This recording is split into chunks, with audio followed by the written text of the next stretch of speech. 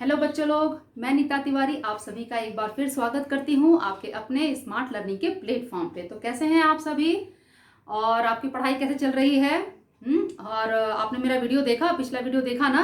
क्योंकि देखिए आगे आगे बढ़ने से पहले आपको क्या करना होगा, जो पिछले की जो वीडियोस हैं उनको देखना बहुत ही जरूरी है। ठीक है, तो आप प्लीज़ जो पीछे के जो वीडियोज़ हैं उनको ज़रूर देखिएगा। ठीक है, तो चलो, आप सभी जैसे जानते हो कि हम लोग 1857 की क्रांति के बारे में पढ़ रहे हैं। ठीक है ना? तो हम लोग ने कल कुछ पढ़ा था, सैनिक विद्रोह के बारे में हमने शुरू किया था, तो उसको हम अब आगे लेकर चलते हैं। ठीक है ना? आगे की स्टोरी हम समझते हैं कि आगे की स्टोरी क्या है, आगे की कहानी क्या है। ठीक है, क्योंकि कल मैंने बताया था कि ये जो सैनिक हैं, है ना, इन सैनिक का 1857 की क्रांति में बहुत ही महत्वपूर्ण भूमिका है। ठीक है ना? तो वो किस तरीके से है उसको अब हम समझते हैं। अब देखो, सन 1856 ईस्वी में पुरानी बंदूकों को हटाकर उसकी जगह पर एनफील्ड राइफल को सेना में प्रयुक्त करने का विचार किया गया।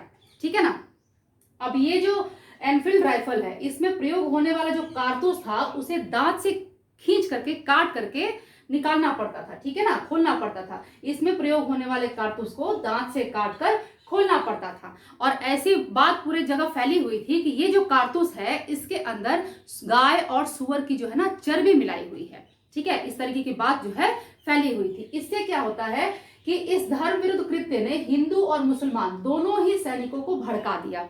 ठीक है, ये जो काम था इसने हिंदू और मुसलमान दोनों ही जो सैनिक थे इन दोनों को ही भड़का दिया, क्योंकि ये उनके लिए धर्म विरुद्ध कार्य था। ठीक है, क्लियर?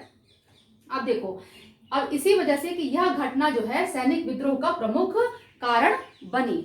ये घटना सैनिक विद्रोह का प्रमुख कारण यही घटना बनी। ठीक है, ये जो कारतूस वाला जो यूज करने का जो था ना, जिसमें ऐसी बात फैली हुई थी कि जिसमें गाय की और सुअर की चर्बी मिक्स की गई है, यही बात जो है आपके सैनिक विद्रोह के लिए प्रमुख कारण बनी। ठीक है ना? तो आपको कल मैंने बताया था कि जो सैनिक विद्रोह है इसे 1857 की क्रांति को सैनिक विद्रोह भी कहते हैं, प्रथम स्वतंत्रता संग्राम भी कहते हैं और 1857 की क्रांति भी कहते हैं। ठीक है, यहां तक सब कुछ क्लियर? चलो अब आगे हम समझते हैं। ठीक है, ओके, चलिए। अब देखो बच्चों, ये जो कारतूस के अंदर गाय और सुअर की चर्बी मिक्स की गई है, ये बात कैसे फैलती है, तो इसकी एक छोटी सी स्टोरी है। ठीक है, कि दमदम छावनी में एक सैनिक के पास ना एक व्यक्ति आता है। ठीक है, और वो उससे सैनिक से क्या करता है, बोलता है कि मुझे थोड़ा सा आप पानी पिला दीजिए। ठीक है, लेकिन जो सैनिक होता है ना वो ब्राह्मण होता है, तो वो क्या करता है, उस व्यक्ति को बोलता है कि मैं तुम्हें पानी नहीं पिलाऊंगा। ठीक है, क्यों? क्योंकि वो नीची जाति का था। ठीक है ना? और वो जो व्यक्ति था जो पानी मांग रहा था वो वहीं पर दमदम में ही एक फैक्ट्री में काम करता था।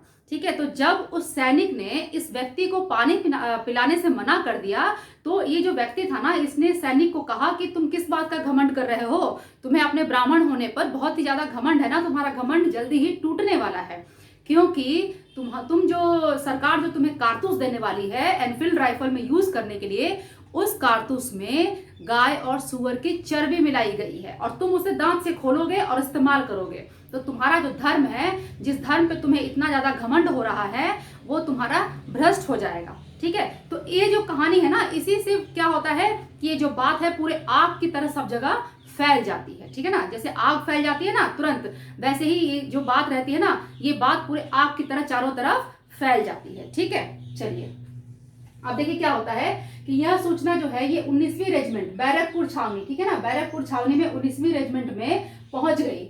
ठीक है, तो यहाँ के सैनिकों ने कारतूस का इस्तेमाल करने से मना कर दिया। यहाँ के जो सैनिक थे इन्होंने कारतूस का इस्तेमाल करने से मना कर दिया, लेकिन किसी तरीके से जो वहां का माहौल था उसको शांत कर दिया गया। ठीक है, अब आगे देखिए क्या होता है।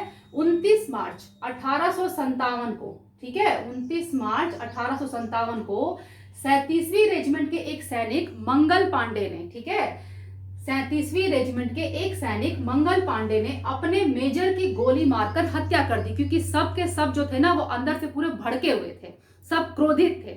तो उसने क्या किया, मंगल पांडे ने इस क्रोध में कि हमें मतलब हमारे धर्म से ये लोग भ्रष्ट कर रहे हैं, तो उसने अपने मेजर की गोली मारकर हत्या कर दी। ठीक है, तो इससे क्या है, मंगल पांडे को फांसी की सजा दे दी गई। और इसने क्या किया कि हत्या करने के बाद जो बाकी सैनिक थे इन लोगों को इसने बोला कि तुम अपने धर्म की रक्षा करो, तुम्हारा धर्म जो है वो संकट में है। ठीक है, और बाद में क्या हुआ, मंगल पांडे को फांसी दे दी गई। क्लियर? चलिए आगे देखिए। 24 अप्रैल 1857 को मेरठ के 84 सैनिकों ने कारतूस का प्रयोग करने से इनकार कर दिया। ठीक है, 24 अप्रैल 1857 को मेरठ के 84 सैनिकों ने इस कारतूस का जो प्रयोग है उसको करने से इनकार कर दिया। तो आप आगे आगे देखेंगे किस तरीके से ये जो विद्रोह है ये किस तरीके से पूरी तरीके से भड़कता है और किस तरीके से पूरा ब्लास्ट करता है। ठीक है, तो चलिए अब हम आगे देखते हैं कि आगे की कहानी क्या है। क्लियर? चलिए,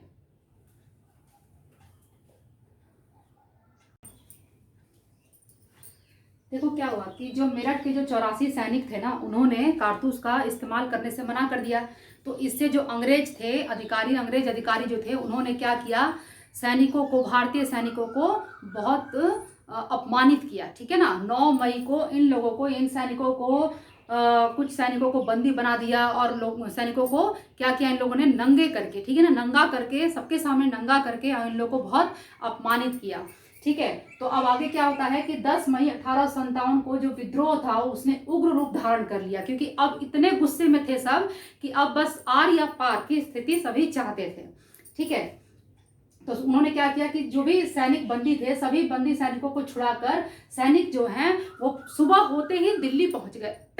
ठीक है, जितने भी जो सैनिक बंदी बनाए गए थे उन सबको छुड़ा करके और सभी के सभी दम सुबह होते ही सब दिल्ली पहुंच गए। और दिल्ली आते ही उन्होंने मुगल शासक बहादुर शाह जफर को गद्दी पर बैठा दिया, अपना शासक घोषित कर दिया और इन्हीं के नाम से सन 57 का विद्रोह जो है वो प्रारंभ कर दिया। ठीक है ना, प्रारंभ कर दिया किसके नाम से? बहादुर शाह जफर के नाम से। ठीक है, अब आगे देखो, 10 मई 1857 को मेरठ से प्रारंभ सैनिक विद्रोह शीघ्र ही देश के विभिन्न भागों में फैल गया। जो विद्रोह 10 मई 1857 को मेरठ से शुरू हुआ था, वह जो विद्रोह है वह अब देश के विभिन्न भागों में फैल गया।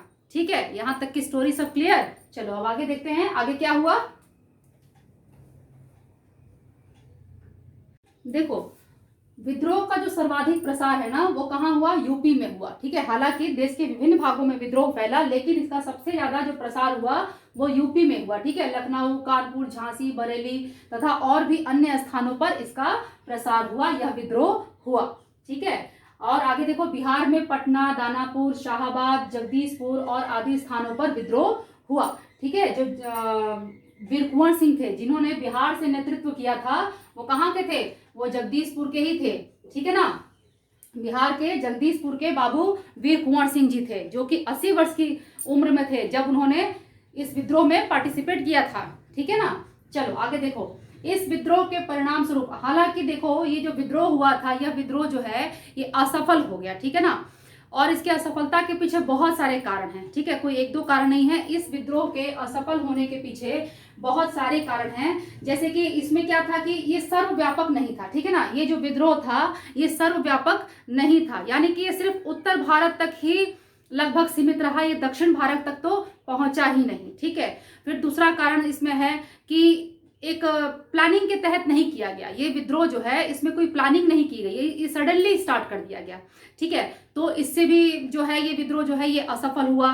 तीसरा चीज क्या है कि बहुत सारे जो राजे रजवाड़े थे उन्होंने अंग्रेजों का साथ दिया। ठीक है, बहुत सारे जो राजा रजवाड़े थे उन्होंने अंग्रेजों का साथ दिया, जैसे कि पटियाला, ग्वालियर, इन सब के जो थे ना, हैदराबाद, इन सब के जो शासक थे, इन्होंने क्या किया, इन्होंने अंग्रेजों का साथ दिया इस विद्रोह में, भारतीयों का साथ नहीं दिया। तो ऐसे बहुत सारे कारण थे जिसकी वजह से ये जो विद्रोह था 1857 का जो विद्रोह था ये जो है असफल रहा। ठीक है, इसमें सफलता नहीं मिली, लेकिन फिर भी इस विद्रोह के परिणाम स्वरूप सबसे सशक्त परिणाम क्या मिला कि ईस्ट इंडिया कंपनी का शासन भारत में समाप्त कर दिया गया। ठीक है ना, 1857 की जो विद्रोह है ये असफल तो हो गया था, लेकिन फिर भी इसमें एक अच्छा परिणाम ये मिला कि ईस्ट इंडिया कंपनी का शासन जो भारत में था उसे समाप्त कर दिया गया और अब ब्रिटिश क्राउन भारत का सम्राट बन गया। ठीक है ना, ब्रिटिश क्राउन जो है वो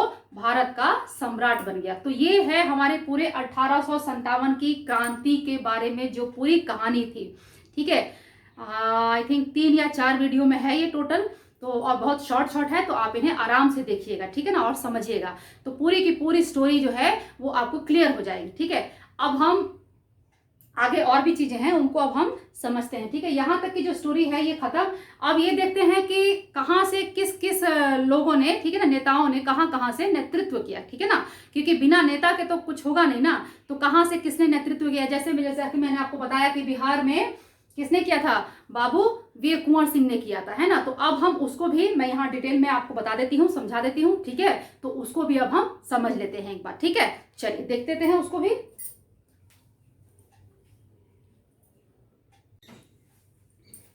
देखो 1857 की क्रांति में किस किस ने कहां कहां से नेतृत्व किया था, अब इसे हम देख लेते हैं। तो दिल्ली से बहादुर शाह जफर ने, ठीक है, झांसी से रानी लक्ष्मीबाई, बिहार से कुंवर सिंह जी ने, मथुरा से देवी सिंह, मेरठ से कदम सिंह, फैजाबाद से मौलवी मोहम्मद अल्लाह ने, ठीक है, लखनऊ से बेगम हजरत महल ने, और कानपुर से नाना साहब ने, इलाहाबाद से किसने किया था, लियाकत अली ने, ठीक है, और ग्वालियर से तात्या टोपे ने, संबलपुर से सुरेंद्र साई ने। तो ये जो नेतृत्व करता थे, कहाँ कहाँ से किन किन लोगों ने नेतृत्व किया था। अब देखो जो ये तात्या टोपे थे, इनको अंग्रेजों ने पकड़ लिया था, ठीक है, और इसको पकड़वाने में एक सिंधिया के एक सामंत थे मान सिंह, ठीक है, उनका हाथ था। सिंधिया के सामंत थे मान सिंह, उनका हाथ था। उन्होंने तात्या टोपे को पकड़ करके और अंग्रेजों के हवाले कर दिया, और अंग्रेजों ने इन्हें फांसी लगा दी। ठीक है, और जो बहादुर शाह जफर थे, बहादुर शाह जफर को हडसन ने हुमायूं के मकबरे से पकड़ा था। ठीक है, हुमायूं का मकबरा है ना दिल्ली में, यहाँ पे जो बहादुर शाह जफर हैं ये छुपे हुए थे, और इनको यहाँ से हडसन ने पकड़ लिया। ठीक है, और इन्हें बाद में रंगून भेज दिया, जहाँ की इनकी मृत्यु हो जाती है। ठीक है, और नाना साहब और ये जो आपकी हजरत महल है, ये लोग नेपाल भाग जाते हैं। ठीक है, तो इस तरीके से कुल मिला के ये जो 1857 की जो क्रांति है, ये किस तरीके से पहले शुरू होती है और किस तरीके से समाप्त हो जाती है, इसके क्या परिणाम होते हैं, क्यों ये असफल हो जाता है, ये सारी स्टोरी को हमने, पूरी कहानी को बहुत ही अच्छे से हमने समझ लिया है, पढ़ लिया है। ठीक है, अब इसमें कुछ भी आपके लिए बाकी नहीं रहा है। ठीक है, तो अब आप क्या करेंगे, अब आप वीडियो को देखेंगे, वीडियो को अच्छे से सुनेंगे। ठीक है, और मैं आपको पहले भी ये बात कहती आई हूँ कि इसके साथ साथ पे यदि आपके पास एनसीईआरटी की बुक है तो आप उसे जरूर पढ़िए। ठीक है, जो मैं वीडियो बनाती हूँ इसके साथ साथ, क्योंकि मैं एनसीईआरटी से ही बनाती हूँ। ठीक है, तो वैसे तो आपको मेरे वीडियो देखने के बाद, सुनने के बाद आप कुछ भी ऐसा डाउट रहेगा नहीं, लेकिन फिर भी बुक जो है वो पढ़ना बहुत ही अच्छा होता है। सो मैं आपसे ये कहूंगी कि आप वीडियो देखने के साथ साथ बुक भी, एनसीईआरटी, ठीक है, एनसीईआरटी की बुक जरूर पढ़िए। ठीक है, तो चलिए अब आप मेरे वीडियो को देखिए। वीडियो देखने के बाद आपको पसंद आ जाए तो वीडियो को लाइक करना बिल्कुल भी मत भूलिए। ठीक है, और यदि आपने मेरे चैनल को सब्सक्राइब नहीं किया है तो प्लीज मेरे चैनल को सब्सक्राइब कर लीजिए। बेल आइकन को प्रेस करना बिल्कुल भी मत भूलिए, क्योंकि मेरे आने वाले वीडियोस की नोटिफिकेशन आपको तभी मिलेंगे जब आप बेल आइकन को प्रेस करेंगे। ठीक है, और आप मेरे वीडियोस को बच्चों क्या करेंगे, ज्यादा से ज्यादा शेयर भी करेंगे। ठीक है, और आप मुझे कमेंट भी जरूर करिए। ठीक है, आप लोग कमेंट ही नहीं करते हैं, तो आप लोग प्लीज मुझे कमेंट भी जरूर करिए। अरे बताइए तो सही कि आपको मेरा वीडियो अच्छा लगता है या नहीं लगता है, या कुछ और आप जानना चाहते हैं, तो आप मुझसे शेयर करेंगे ना, तभी तो मुझे पता चलेगा। तो प्लीज आप मुझे कमेंट भी जरूर करिए। ठीक है, तो चलिए अब हम नेक्स्ट वीडियो में मिलते हैं। तब तक आप लोग पढ़ते रहिए, खुश रहिए, मुस्कुराते रहिए, अपना ख्याल रखिए। हम फिर मिलेंगे, तब तक के लिए बाय बाय।